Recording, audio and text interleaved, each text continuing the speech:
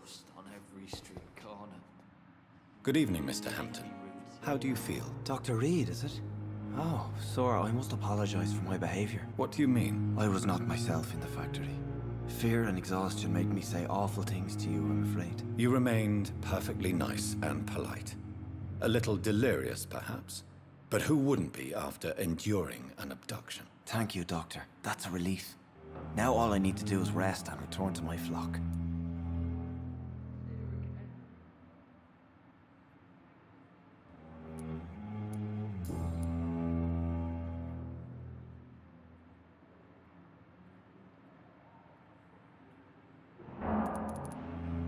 Do you know Tom Watts, the bartender from the Turtle? I met him before I found you in the canning factory. Tom? Yes, of course. Always the helping hand, good old Tom. Without men like him, corruption and despair would have wiped out the East End long ago.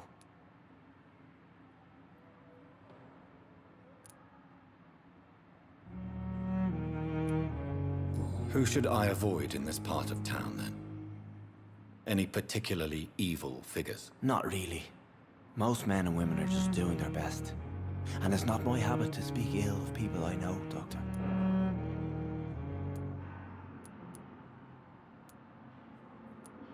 People are still in despair. How could it be otherwise? The authorities have left us all to rot in this contagious nightmare. No drugs, no advice, nothing. It's a damn shame.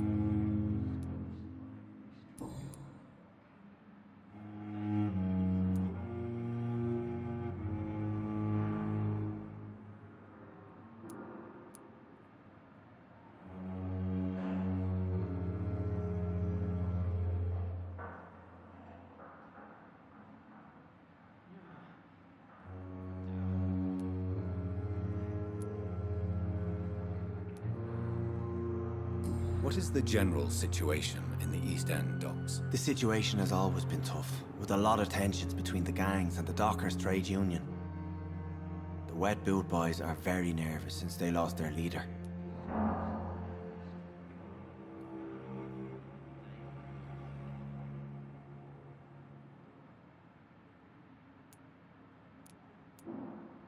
Who leads the gang now? Since Clay Cox went missing, it's his wife Edwina who runs the show, with the assistance of her minion, Booth Digby. Has the gang been threatening you? Ah, no. I've had this nickname for so long, you know, the sad saint of the East End. No one dares to bug a saint, not even criminals.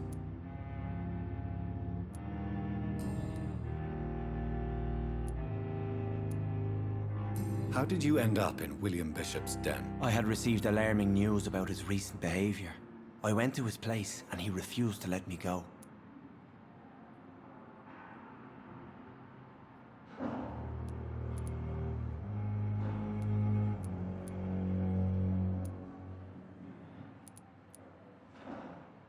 Why did he abduct you? William was an alcoholic. His addiction suddenly changed to blood. I don't know why. Just like a patient I met here. This Miss Hawcroft.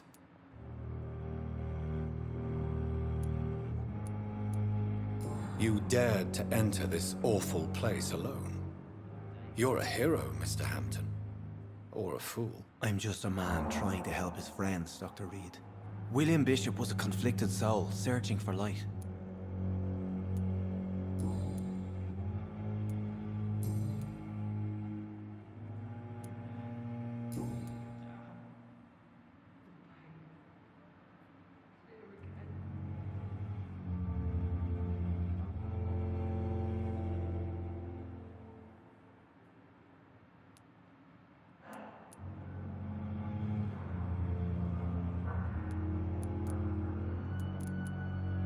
How do you feel, Mr. Hampton? Medically speaking, I mean. I feel exhausted. Beyond exhaustion, actually. William drank so much of my blood in his madness. I feel empty. You're in good hands here. Dr. Swansea is well versed in blood transfusion, and I'm sure he'll take the best care of you. Thank you, sir. I believe all I need is rest. And then I can go back to the people who need me.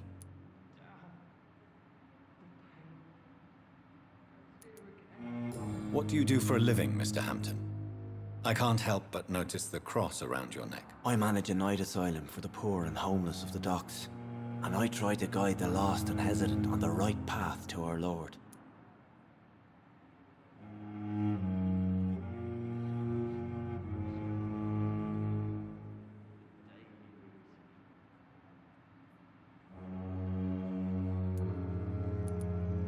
Are you a priest, Mr. Hampton?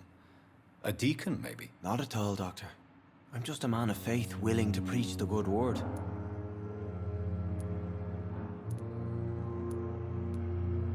Why didn't you use your cross against William Bishop? To repel him somehow? That's a very strange question, Doctor. A cross is no magical token, if that's what you were trying to say. Not mine, anyway.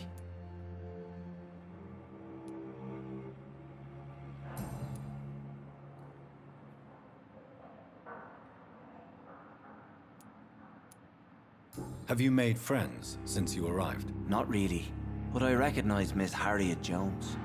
I knew her when she lived by the docks.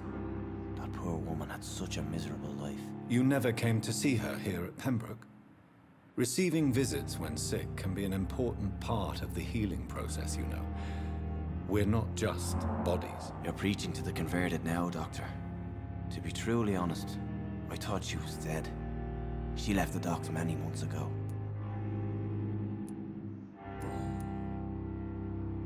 Goodbye, Mr. Hampton. We'll talk again later. And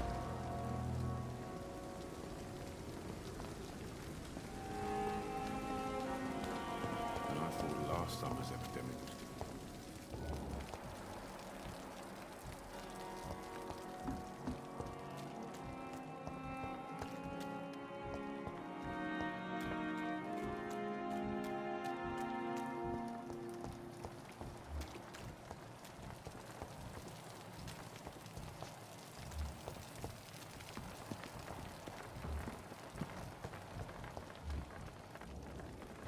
Good evening, nurse. I'm Dr. Jonathan Reed, the new surgeon here at the Pembroke. Dr. Swansea has already told us about you, sir. I'm Nurse Gwyneth Brannigan. Welcome to the Pembroke Hospital. Did he really? It's a good thing I wasn't hoping to keep a low profile. All members of staff have already read about your new blood transfusion technique. Dr. Swansea made sure of that. I see. Well, I'm a little surprised, but I suppose I'll just have to deal with this unexpected notoriety. You must know, blood transfusions are Dr. Swansea's primary subject of research. He is convinced it is the future.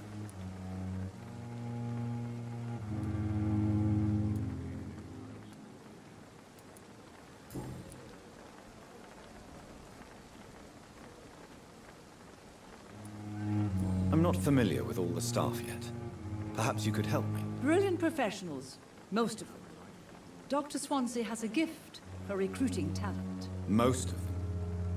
Is there a problem I should know about, nurse? It would be inappropriate for me to speak ill of a colleague.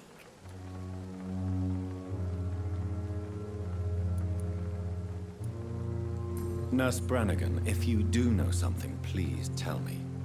Anything you say will be held in confidence. No. I may disagree with some conduct, but in the end, everybody is doing their best. Is there anyone that stands out? Well, I have never met someone as dedicated as Dr. Tippett's. He should be a standard for us all here. If only he were younger. Why should his age be a problem? I guess it's fair to say he's always pushing himself to the limits. He just doesn't know when to stop and get some rest.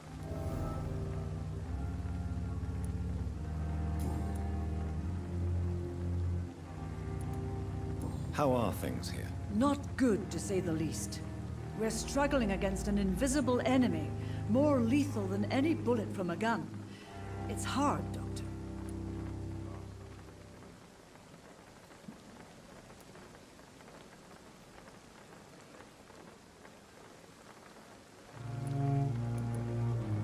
An invisible enemy? Quite a poetic term for a disease, especially from a nurse. Sorry, Doctor. These last few weeks have been exhausting. We could all do with a good night's sleep. Do you think this hospital can survive the epidemic? We are all volunteers here, and we're trying to hold fast, but how do we beat an invisible killer? Some nurses have already resigned.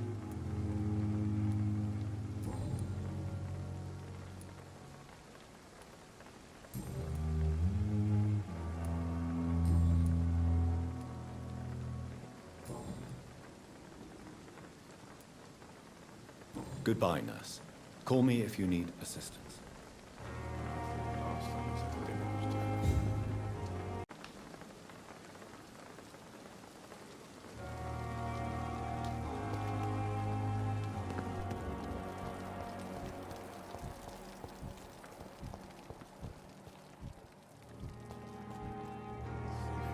Good evening, Nurse Brannigan. Good evening, Doctor. Goodbye, nurse. Call me if you need assistance.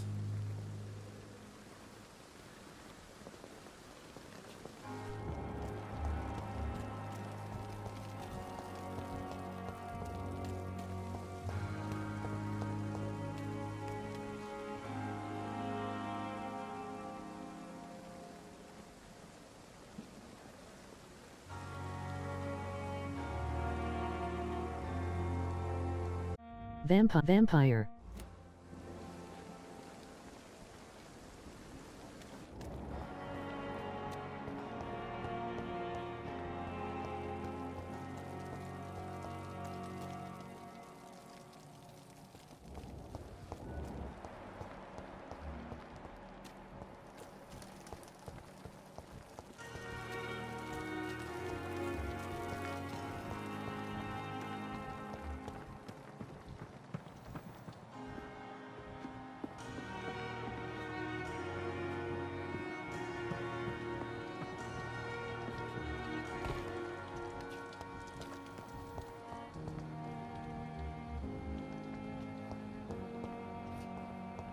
Disgust on every street corner.